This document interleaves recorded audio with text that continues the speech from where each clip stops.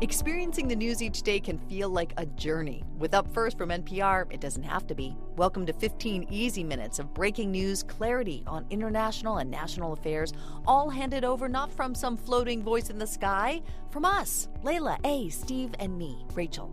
Start your day informed. Subscribe to Up First wherever you get your podcasts. February 19th. It's a totally normal post-President's Day week. I kick off work a little early for my son Arlo's science fair at preschool, which is adorable. He's 4 and his project is, no joke, called Things That Go Bam. After the fair, my husband Mark and I go out to celebrate a late Valentine's Day at Ida B's in Baltimore. And as it turns out, it's our last date night for a while. There is some new information on the deadly coronavirus outbreak. As the death toll continues to rise, people in Wuhan have been asked not to leave the city, and outsiders have been told to stay away. February 24th, my parents returned from a Caribbean cruise to celebrate Mardi Gras with my sister in New Orleans. They FaceTime us from a packed bar on Bourbon Street. Fears are growing that it won't be possible to stop the global spread of coronavirus. Risk to the American people remains very low. People die from the flu. View this the same as the flu. February 27th. I go out for a run. I turn on the Daily and they talk about the 1918 flu. If things don't change, a lot of us might die. I feel the first shudder of fear. I can't sleep. You know, it could get worse before it gets better. It could maybe go away. We'll see what happens. Nobody really knows. February 29th, Mark and I take our son Arlo to a pop-up party for one of his favorite podcasts. We're scared to touch the railings at the theater. We tell Arlo not to touch things. At this moment, we have 22 patients in the United States currently that have coronavirus. Unfortunately, one person passed away overnight. Additional cases in the United States are likely. March 2nd. Mark brings home a few extra supplies. Pasta, beans. Resources are stretched thin and only the critically ill are being taken to the hospital. Today, health officials in Washington state announced 4 new deaths. And warned this could be the tip of the iceberg. I tweet in all caps, I can't stop touching my face. I haven't touched my face in weeks. In weeks. Mr. President, I miss it. March 5th. I break down crying just before bed. I tell Mark I'm so scared. He thinks I'm crazy, but he's nice about it. Flights are being canceled, trade shows are being called off, businesses are restricting. Today I am officially declaring a national emergency. 2 very big words. March 15th. A local brewery holds a huge event and posts it on Instagram. I'm so frustrated that I write an angry note. Please, I beg you, move to pickup only. We're going to win, and I think we're going to win faster than people think, I hope. March 16th. Schools are closed, toilet paper is gone. We stay home. We all need haircuts already. On Wall Street, it was another wild week. The empty shelves where toilet paper, hand sanitizer, along with some meats and water should be. Over-the-counter medicines vanishing from a Target. The airline industry is projected to lose $113 billion. March 21st. Our friends who raise pigs are going out of business. We buy a giant box of pig and stack it end to end in our freezer. It barely fits. We're hearing from emergency room staff who say they will soon run out of supplies. More than Italy, dozens of towns are under lockdown. April 9th, my son's preschool closes for good. They won't make it out of the crisis. Where are the ventilators? Be on alert. There was an infected case that might have been in the vicinity or Where are the gowns? The new coronavirus spreads through droplets in the air when infected people... Where are the masks? Fears are growing. Wall Street cratered today as major indexes. Where are they?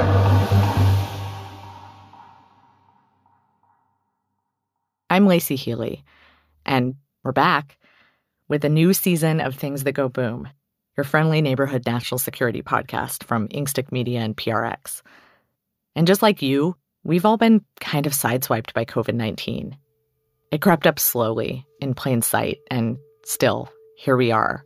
Feeling anxious, uncertain, and unsafe. At Things That Go Boom, though, we think a lot about what keeps us safe. And usually those thoughts are pretty focused on big, obvious threats. Things like bombs. After all, that's the most obvious thing that goes boom. But it seems even more clear now, it's not the only thing. We spend billions and billions of dollars on defense. And yet, the coronavirus slipped silently and invisibly across our borders. People had already traveled home for the holidays, possibly bringing the virus with them. And even onto our aircraft carriers. A sailor from the aircraft carrier, the USS Theodore Roosevelt, has died from coronavirus-related complications. You could say we were preparing for World War III when we got hammered by World War C.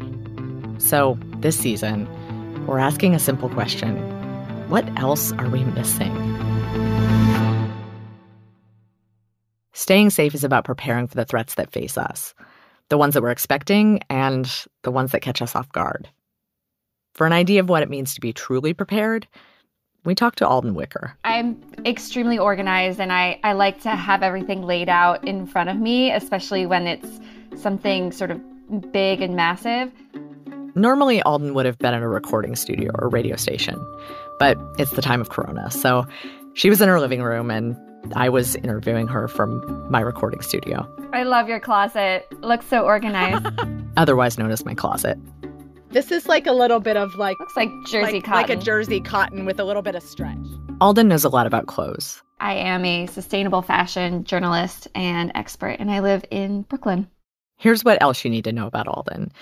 She's an expert planner, and this story might seem a little quirky. Just stay with me. She has a spreadsheet for everything. Even cities she and her husband want to visit. That one includes columns for the number of days they want to spend in each place, the country code, the cost of living there. You get the picture. Then coronavirus came. Scary, yes, but no match for Alden. She was early to the game. And there wasn't a lot of stockpiling advice out there. So she sent out a tweet, a call for help. I was like, where are all the fancy recipe blogs with their like non-perishable recipes for people who eat kale? That didn't work, but she did find this one website. This website that was like beautifully organized, very ugly, but beautifully organized. Ugly as in bare bones. There was a pixelated American flag in one corner. And then down below, there's this really old style GIF of like a letter going into a mail slot, you know, like email me. So that was a little off. But there was something about this website that Alden found appealing. It had this like beautiful spreadsheet with like how many cans of this proteins you need and how many cans of vegetables and like what sauces you need. And then it had recipes. A lot of these recipes are like, take 1 can of this kind of soup, take another can of this kind of soup, put it together. Can you tell me about some of the recipes, actually? Is that like, are there some in particular that you remember? So there's one dessert called the double-decker salty Nutella sandwich. Oh. And it involves saltine crackers, a can of cherries and syrup, almonds, and a jar of Nutella. And I would probably eat this on a normal day if I was feeling emotional. So I was like, great, that's going on the list. So Alden and her husband pulled out the big bin they used to pack up stuff for Burning Man, the Burning Man bin, and started stockpiling. And in the middle of all this, something happened. So there was a moment where I was reading all of the recipes to my husband and saying, like, stop me if any of these sound disgusting. And so I was reading them off, and there was something like Millennium Chowder, and then there was like Millennium something else. And he was like, why is everything called Millennium? And I was like, I don't know. And then I looked at the top of the website, and it's a Y2K prepper website. Y2K, as in the year 2000 computer glitch that was going to shut down power grids and wipe out all our bank accounts. It was also called the Millennium Bug, but actually it ended up being a Millennium Fizzle. So it's like everything is 20 years old. Oh my gosh. So she was prepared, but she was prepared for the wrong apocalypse. A lot of defense experts would tell you that Alden's Burning Man bin, bursting with 20-year-old recipes and food she'll never eat, isn't a bad analogy for the way we plan our national security strategy. We spend over $700 billion on defense every year. That's about 1/6 of our overall budget, more than healthcare, education, and all of the rest of our discretionary spending combined. A lot of that money goes to things like maintaining our nuclear weapons, buying aircraft carriers and fighter jets, and, fighting wars, big and small. But we pay our defense contractors like rock stars. Sometimes we buy $10,000 toilet covers and $85 million instruction manuals. And for a while now, the sky has sort of been the limit on what we're willing to spend on defense. And part of the reason we spend so much money has to do with some really old ideas on what war even is.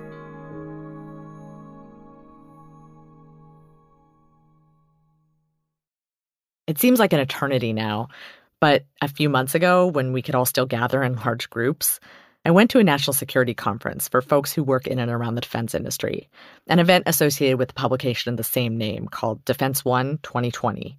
And while I was there, I noticed the words great power competition like a rash all over the panel descriptions. That's this phrase that's been floating around Washington to the point where it's almost become a cliche. So I asked folks what it means. But the answers were a little mushy. What do we mean when we say great power competition? I think the entire community, the national security and defense community, is very much struggling with that. But I think we should probably really look at it through the lens of competition. And recognizing that those people with which we have some level of adversarial relationship, we need to deal with. Cyberspace, of space, et cetera, to something bigger. Which is to say have more, bigger, faster than any other country in the world. It's a good thing you guys edit this. DIME, right? The diplomatic, information, military, economic. Something along those lines. Basically, for most of the last century, the U.S. lived in a world where big great power rivalries took center stage. World War I, World War II, the Cold War, it was us against them. And them mostly meant other big countries. Then 9/11 happened. And night fell on a different world. And the war on terror began. A world where freedom and terrorism didn't have a home. It was everywhere. There are thousands of these terrorists in more than 60 countries. And suddenly we thought, maybe this is what we do now. We will rally the world to this cause by our efforts, by our courage. We will not falter, and we will not fail. And maybe world wars are a thing of the past. Then there was another shift. Well, good morning, and thank you all for taking time to... In 2018, in unveiling a new national defense strategy, the Secretary of Defense at the time, General Jim Mattis, cemented the words that had just begun to show up in strategy documents the year before. We will continue to prosecute the campaign against terrorists that we're engaged in today, but great power competition, not terrorism, is now the primary focus of U.S. national security. The whole thing didn't exactly come out of the blue. The world, to quote George Shultz, is awash in change. China had been building military outposts on contested coral reefs in the South China Sea, and Vladimir Putin had illegally annexed Crimea. With great power competition between nations becoming a reality once again. General Mattis and many others drew a logical conclusion. Great power competition was the new black. But a lot of defense folks are still very divided on what exactly this competition thing even means. Is it economic, technological? Is it military? Are we headed to another world war? I asked Kathleen Hicks, who directs the International Security Program at the Center for Strategic and International Studies here in D.C., to help me understand the current state of affairs. And she described our current national security roadmap like this. Here's the best one I can come up with. It's the episode of The Office where Michael and Dwight follow the GPS system in the car. No, look. It means go up to the right, bear right, over the bridge, and hook up with 307. Make a right Maybe it's turn. a shortcut, Dwight. It said go to the right. It can't mean that. There's a lake there. I think it knows where it is going. And go into a lake. And I think this is sort of where we are. We have this roadmap kind of the Cold War. It doesn't exactly work, but we don't know what else to follow. And we don't really know where it's going. There isn't a plan, but it seems like it's right. And it's following some kind of vague sentiment about what's been wrong in the past. And where do we end up? We end up with the car in a lake. Hicks says she doesn't really like the term great power competition. It's a throwback, if you will, term to an era in which you had a number of states that are of roughly equal power stature who are competing for power and influence. But she's clear on who our two main rivals are. Today's great power competition focus is primarily on China and secondarily on Russia, two countries that have very different profiles. Russia is a declining power, but that doesn't necessarily make it less dangerous. In fact, it may make it more dangerous because there's incentive to gamble for significant payoff early and quickly. And so the Russians are the most opportunistic in terms of disinformation, obviously coming after the U.S. election process. Should we be thinking of China as a threat? Yeah, I think we should be thinking about China as a threat, but the difference is we shouldn't be thinking of China only as a threat. The Chinese are not on a inevitable rise to be the superpower of the future, and the United States is not on an inevitable decline. To be fair, our adversaries have been building a whole lot of big weapons. China only spends about a third of what the U.S. does in its military, but that spending also rose by 83% between 2009 and 2018. So it's bulking up. And Russia, well, it spends a whole lot less. But as we learned during the 2016 election, Russia can be creative with what it has.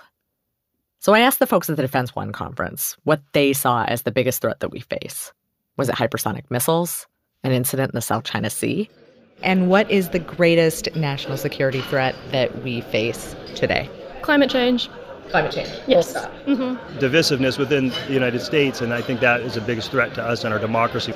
They did not say hypersonic missiles.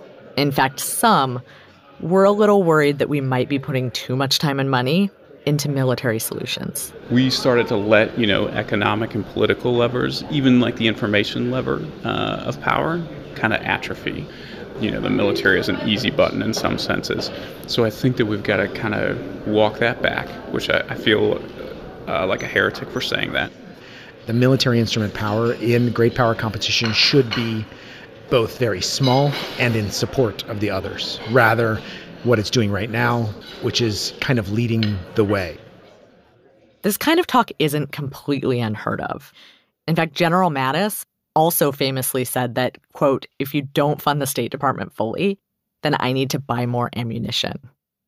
But coming from defense folks, it was still a surprise. Hicks was sure to note that we can't discount the value of a strong military.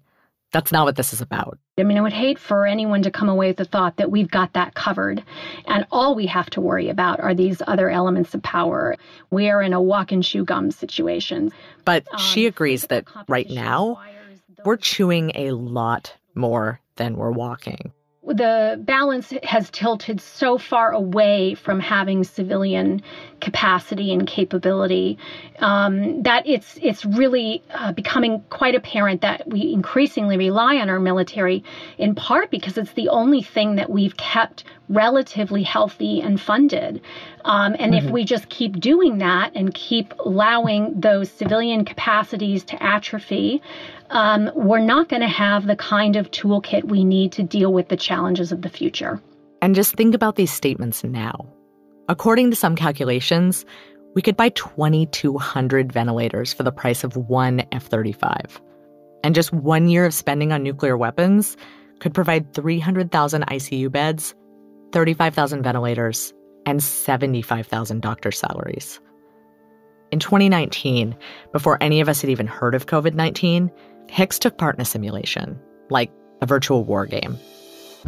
Sometimes you have things like a fake news reel run, or you'll have a board, literally like a risk game board, or even a computerized version of that sets a scene.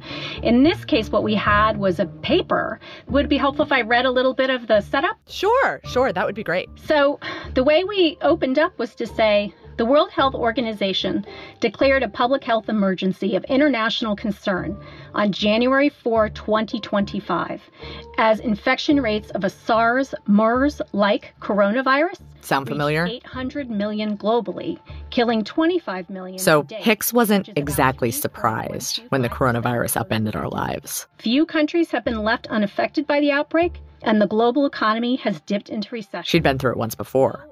Well, kind of.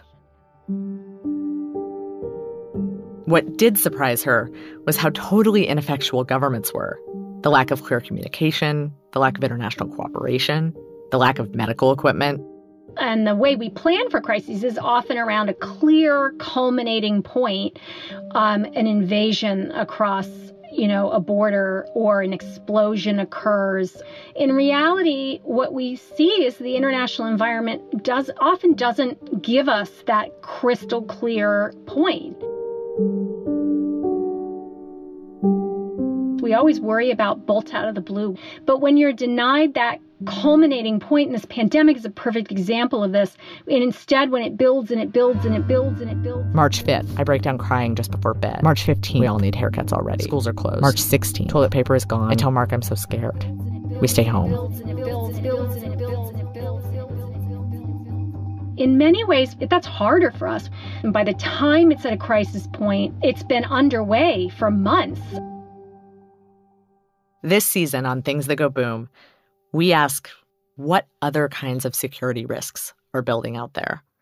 We'll look at misinformation and shadow warfare, and we'll even ask if democracy, this thing we're working to protect, is still in vogue.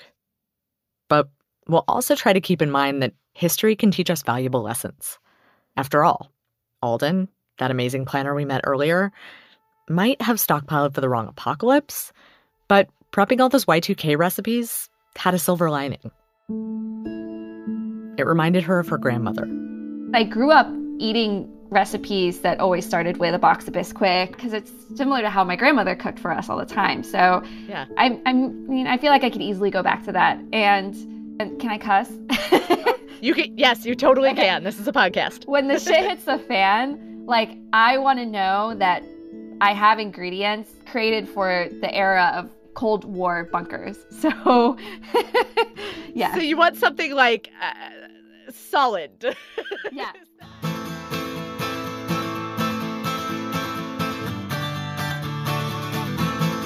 Things That Go Boom will be back every 2 weeks this season. Good news, since we hope this new schedule might allow us to check in with you all a whole lot more moving forward. Next time, we'll look back a bit to see how China's rise snuck upon us. The answer to the question, has China won, is not yet. Things That Go Boom is produced by Inkstick Media and distributed by PRX. Our show is produced by Ruth Morris, Marin Lazian, and me, with help from Helena DeGroot. Darian Schulman composes our music, and our engineer is Robin Wise.